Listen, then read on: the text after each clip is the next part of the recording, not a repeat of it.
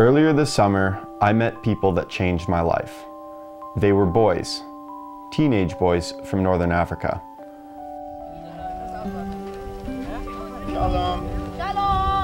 When my aunt asked me to travel to Israel and help her film a humanitarian video, I jumped at the chance. I kind of figured I'd be helping carry equipment and setting up cameras, but what I didn't realize was that I'd be meeting 50 lost boys from northeastern Africa. 50 really great kids living in Nitzana, Israel, a small town on the Egyptian border. When I first saw them, they were playing soccer. As they played in the scorching desert heat, I couldn't help but notice something. One of the boys took his shirt off, and I saw these awful scars all up and down his back.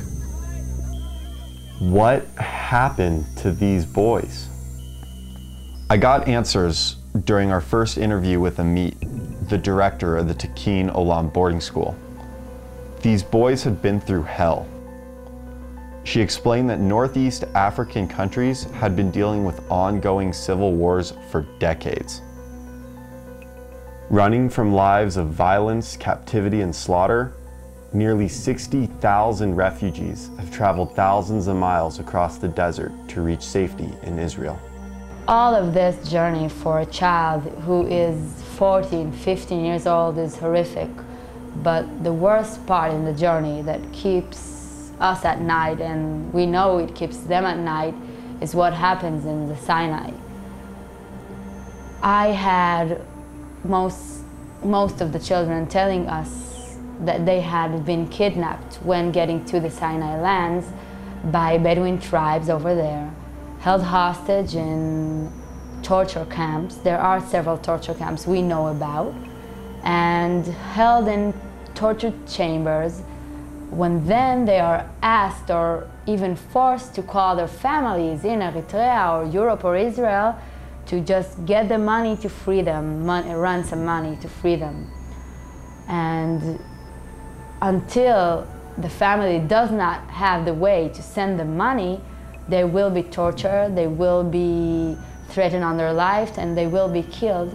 A lot of the children in the boarding school are telling about tens and hundreds of people getting killed over there, and even then used for their organs later to sell in Egypt lands. So the situation is that our children had spent weeks and even months in these torture camps. They have they have marks on their bodies that we don't, part of them we know that are from electricity and fire and hot metal, and some of them you can't even imagine what they are from. I wish I could tell you that was the end of the torture. I wish I could tell you they were safe until Israel, but they were not. The people lucky enough to escape the torture camps saw even more horror at the Egyptian border. And it's a border that the Egyptians shoot them, and they saw a lot of their friends dying, a lot of the families just lie and die. And they come through the border, and the Egyptians shoot them, and they have to run very, very fast. And they see all the people around them dying, and they still go and run and success to cross the border. Nitzana is approximately 1 mile from this border, and every night you can hear the shooting of the Egyptian soldiers shooting up groups of refugees coming near the border. And I have taken tours next to the border and seeing clothes with blood on them and even bodies sometimes. And then they see IDF soldiers, and this is the rest. This is the time that they say that they understand that they come for a good place, to a good place. All of them say that the soldiers treat them very nice, they give them food, that they give them water, and that's what they want. That night, I was troubled with all the atrocities these boys had endured. If 60,000 had made it to Israel, how many didn't make it?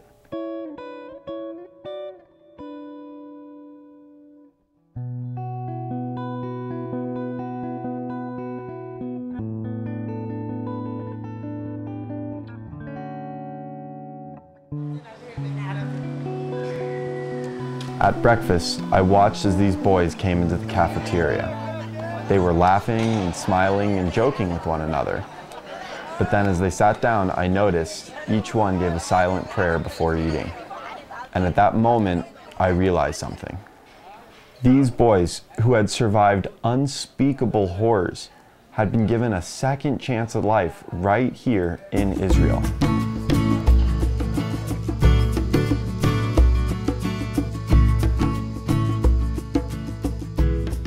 No matter where I looked, I saw people, normal people like you and me, doing everything possible to help these boys, to welcome them into Israel and to prepare them for a better future. That's why Nitzana established the Tikkun Olam boarding school over 1 year ago. In Hebrew, Tikkun Olam means repair the world.